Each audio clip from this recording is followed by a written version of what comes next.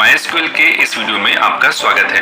दोस्तों last video में हमने सीखा था कि MySQL के कॉन्स्टेंट्स क्या होते हैं, क्यों उनका यूज़ करते हैं, उनका सिंटेक्स क्या होता है और उनके टाइप्स कौन कौन से हैं। तो दोस्तों आज हम इस वीडियो में सीखने वाले हैं कि उसको कैसे हम लोग प्रैक्टिकली क्रिएट टेबल कमांड के थ्रू कॉन्स्टेंट्स को अप्लाई करते हैं। तो इस वीडियो में हम टोटल 6 कॉन्स्टेंट्स के बारे में बात करेंगे। पहला है नॉट नल, दूसरा है ऑटो इंक्रीमेंट, तीसरा है यूनिक, चौथा चेक, इनम और डिफॉल्ट। जो बाकी दो बचे हैं जो कि हैं कौन कौन से हमारे, एक तो है प्राइमरी की और एक फॉरेन की। दोस्तों इनके ऊपर मैं एक सेपरेट वीडियो बनाऊंगा क्योंकि ये थोड़े से एडवांस टॉपिक हैं और ये बहुत ज़्यादा यूजफुल भी हैं, तो इसलिए मैं उसके लिए सेपरेट वीडियो क्रिएट करूंगा। तो not null, auto increment, unique, check, enum, default, अगर इनके बारे में आपको अभी कुछ भी नहीं मालूम है तो आप प्लीज़ मेरा पुराना जो वीडियो है इसके पहले जो मैं बनाया था वो जरूर देख लें, तो आपको इन सारी चीज़ों के बारे में नॉलेज हो जाएगा। हम अब यहाँ पे प्रैक्टिकल देख रहे हैं कि क्रिएट टेबल कमांड में इन सबको कैसे यूज करते हैं। सबसे पहले हम क्या करने वाले हैं, यहाँ पे हम एक टेबल क्रिएट करने वाले हैं। तो पर्सन वाली टेबल में हमारे पास टोटल हम इन फील्ड्स को रखने वाले हैं। पहले हम इसको समझ लेते हैं। पहला हमारा है आईडी जो कि इंटीजर होगा, फुल नेम जो कि वेरकेर होगा, मतलब इसमें कैरेक्टर स्टोर होंगे, एज जो कि इंटीजर होगा, जेंडर जो कि वेरकेर होगा मेल फीमेल के लिए, सिटी जो भी वेरकेर होगा, और मोबाइल। अब मोबाइल में हम चाहें तो इंटीजर भी रख सकते हैं और वेरकेर भी रख सकते हैं। ये मेरी हमेशा रिकमेंडेशन होती है कि जब तक अगर हमें किसी फील्ड में कुछ कैलकुलेशन वगैरह ना करना हो तो उसको इंटीजर नहीं लेना चाहिए। ठीक है, तो यहाँ पे हम मोबाइल को एज ए वेरकेर यहाँ पे ट्रीट करने वाले हैं। तो चलिए हम देखते हैं अगर हम इसकी क्रिएट टेबल कमांड के थ्रू ये हम टेबल बनाएंगे तो कैसे बनाएंगे। ठीक है, सबसे पहले हम लिखेंगे यहाँ पे क्रिएट टेबल पर्सन, ब्रैकेट हमने ओपन करेंगे।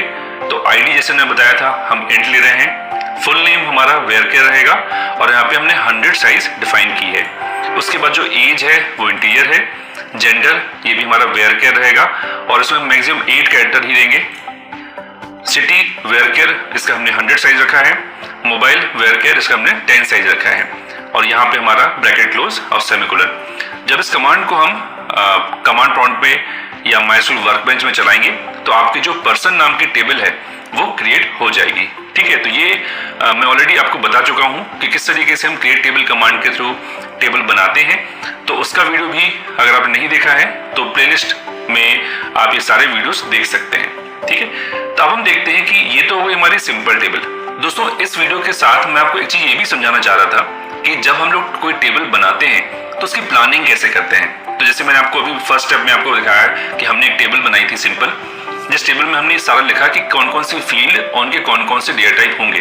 फिर हमने उसका यहाँ पे एक SQL कमांड हम क्या लिखेंगे हमने वो यहाँ पे टाइप की। ठीक है, तो प्लानिंग करते समय हम यहाँ पे सारी फील्ड्स को लिख रहे हैं और हम उस पर बात कर रहे हैं, उसमें हम सोच रहे हैं कि हम क्या क्या इसमें फील्ड्स रहेंगे और क्या क्या हम इसमें कांस्टेंट लगाएंगे। तो चलिए हम देखते हैं कि जो हमारी क्रिएट टेबल कमांड है वो MySQL कांस्टेंट के बाद कैसे दिखेगी। तो सबसे पहले हम क्रिएट टेबल पर्सन जैसा हमने अभी लिखा था वही लिखेंगे। हमने ब्रैकेट ओपन करेंगे। अब देखिए यहाँ पे मैंने लिखा है आईडी इंट और यहाँ पे मैंने 2 MySQL कांस्टेंट को यूज किया है। सबसे पहला है नॉट नल और दूसरा है ऑटो इंक्रीमेंट।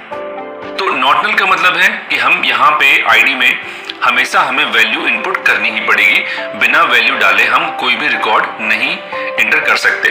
और वहीं साथ में मैंने बोला है ऑटो इंक्रीमेंट, दैट मीन्स कि इसमें वैल्यू जो है वो ऑटोमेटिकली 1 by 1 इंक्रीज होती जाएगी। फर्स्ट रिकॉर्ड हम जो इंसर्ट करेंगे उसका नंबर 1 रहेगा, फिर 2 रहेगा, फिर 3 रहेगा। इस तरीके से हम यहाँ पे हमने इसलिए दोनों चीजें डिफाइन की हैं। तो आपको ध्यान होगा मैंने आपको सिंटेक्स में बताया था पिछले वीडियो में कि पहले हम लिखते हैं फील्ड का नाम, फिर डेटा टाइप और फिर कांस्टेंट हमें जो लिखना है। तो मैंने यहाँ पे 2 कांस्टेंट लिखे हैं, नॉट नल और ऑटो इंक्रीमेंट। ध्यान रखिएगा यहाँ पे हमने बीच में कॉमा नहीं लगाया है और उसके बाद हम यहाँ पे कॉमा लगाएंगे। अब जो हमारी सेकंड फील्ड है वो है हमारी फुल नेम और फुल नेम जो है वो वेरकेर है, उसकी हमने साइज 100 रखी थी और यहाँ पे हमने लिखा है नॉट नल, मतलब फुल नेम भी डालना यहाँ पे कंपलसरी रहेगा। थर्ड जो फील्ड है हमारी दैट इज एज, जो कि हमारी हमने यहाँ पे इंट ली है और आप देखेंगे यहाँ पे मैंने नॉट नल लिया है और साथ में चेक जो हमारा कांस्टेंट है हमने वो भी लिया है। चेक हम तब यूज करते हैं जब हमें कोई कंडीशन लगानी है किसी प्रकार की वैल्यू के लिए। तो यहाँ पे जैसे हम चाहते हैं कि जब हम कोई रिकॉर्ड इंसर्ट करेंगे तो उसमें एज की वैल्यू मैक्सिमम होनी चाहिए, मतलब 18 से ज्यादा होनी चाहिए या बराबर होनी चाहिए।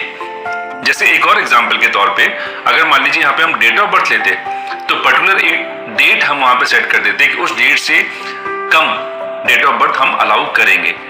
ठीक है, तो इस तरीके से यहाँ पे हमने नॉट नल और चेक को हमने यहाँ पे कांस्टेंट को इंप्लीमेंट किया है। नेक्स्ट हमारा है जेंडर, और जेंडर में आपको ध्यान होगा कि हमने वहां पे वेरकर डिफाइन किया था 8 साइज के तौर पे, बट आप देखोगे कि मैंने यहाँ पे जेंडर का डेटा टाइप चेंज कर दिया।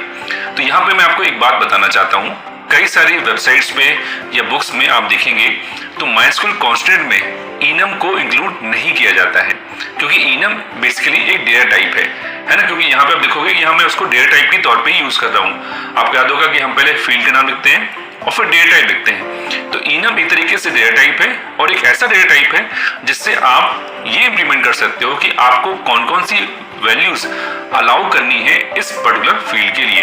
तो यहाँ पे हमने जेंडर के लिए हमने डिफाइन कर दिया कि इनम मतलब इसमें से ही वैल्यू हम वहां पे लिख सकते हैं, या तो हम मेल लिखेंगे या तो हम फीमेल लिखेंगे। चलिए हम आगे बढ़ते हैं। हमारी नेक्स्ट फील्ड है सिटी, और यहाँ पे हमने वेरकर 100 दिया है, और आप यहाँ देखेंगे मैंने डिफॉल्ट में लिखा है दिल्ली।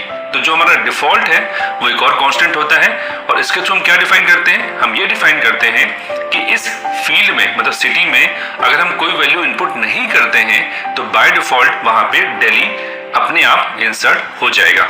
ठीक है, और हमारी यहाँ पे जो लास्ट फील्ड थी दैट इज मोबाइल, जिसको हमने वेरकर 10 रखा, और यहाँ पे देखोगे यहाँ मैंने कॉमा लगाया है। ठीक है, तो थोड़ा सा आपको ध्यान रखना पड़ेगा कि कहाँ पे कॉमा लगाते हैं किस कांस्टेंट में, क्योंकि देखिए ये अलग से डिफाइन करना होता है हमको, है ना। तो इसलिए हमने यहाँ पे लिखा है यूनिक मोबाइल। तो यूनिक जो है उसका यूज हम कब करते हैं, जब हम चाहते हैं कि इस टेबल में जब हम मोबाइल की वैल्यू इनपुट करेंगे तो हर मोबाइल की वैल्यू यूनिक होनी चाहिए। मतलब हम डुप्लीकेट वैल्यू मोबाइल में अलाउ नहीं करना चाहते हैं। और उसके बाद हमारा यहाँ पे ब्रैकेट क्लोज हो जाएगा। तो ये हमारी create table command with MySQL constant हमने लिखी है। एक बार मैं आपको क्विक रिवाइज करा देता हूँ। यहाँ पे आईडी मैंने ली है इंट, ठीक है, जिसमें हमने 2 कांस्टेंट लगाए हैं, नॉट नल और ऑटो इंक्रीमेंट। इन शॉर्ट हम ये कहें कि इसमें आईडी फील्ड में जो वैल्यूज हैं वो 1 से स्टार्ट होंगी, और हर बार ये रिकॉर्ड जैसे जैसे हम इंसर्ट करेंगे वहाँ 1 2 3 4 5 ऐसे रिकॉर्ड इंसर्ट होते जाएंगे। उसके बाद यहाँ पे लिखा है मैंने फुल नेम, जो कि वेरकर है, जिसमें हम चाहते हैं कि वैल्यू हमें डालना कंपलसरी है।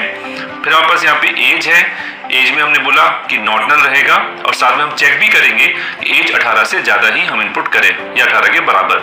वही हमने लिखा फिर जेंडर, जेंडर में हमने डिफाइन कर दिया कि मेल या फीमेल में से हमें कोई ना कोई वैल्यू वहां पे इनपुट करनी है। उसके बाद सिटी, और सिटी में हमने लिखा है यहाँ पे वेरकर, जो कि 100 साइज दी हमने इसमें, और हमने कहा है कि इसमें डिफॉल्ट वैल्यू दिल्ली रहेगी, मतलब अगर हम कोई भी वैल्यू इनपुट नहीं करेंगे तो वहां पर दिल्ली ही स्टोर हो जाएगा। और हमारा लास्ट फील्ड जो है मोबाइल, जिसको हमने वेरकर लिया है 10 साइज का, और हमने यहाँ पे डिफाइन किया है कि यूनिक रहेगा, मतलब मोबाइल नंबर जो रहेंगे उसमें डुप्लीकेट हम अलाउ नहीं करेंगे।